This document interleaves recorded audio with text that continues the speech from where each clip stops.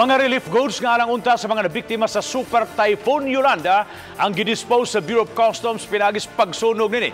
Ang gipang-donate nga mga kargamento pakas pagbayad og buhis ug pag-apply og tax exemption sa Department of Finance. Anong report ni Chona Carion. Tulo ka 40-footer van o usa ka 20-footer van nga puno sa mga relief goods ang gidispose sa Bureau of Customs diha sa usa ka pribadong kompanya sa barangay Umapa, Dakbayan sa Mandaue. Gidispose kini pinaagi sa thermal destruction o ang pagsunog sa mga kargamento. Naglakip kini sa used clothing, diapers, sabon, shampoo ug expired nga canned goods.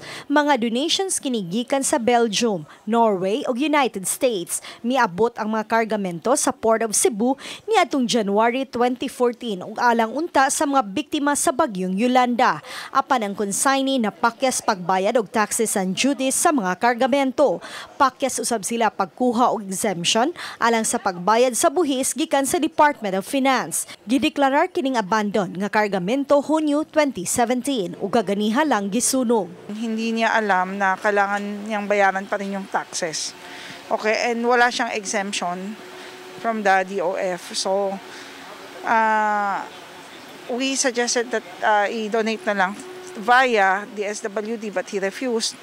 So, na-abandon. This is supposed to be for Yolanda victims.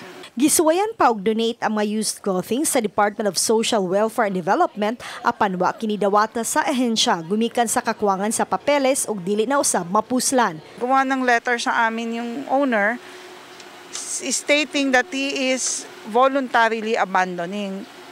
So when we called on the DSWD, medyo sira na, so they refused to accept na. Kaya now we're going to condemn na. Nahimong kontrobersyal kaniadto ang pagpangayo og bayad og buhis sa mga donations. Hinungdan nga niadtong July 2016 gihimong exempted na sa buhis ang mga i-donate nga mga kargamento. Hinuon ang Bureau of Customs wa pa makadawat og implementing rules and regulations kabahin niini. Chona Carion, Balitang Bisdak.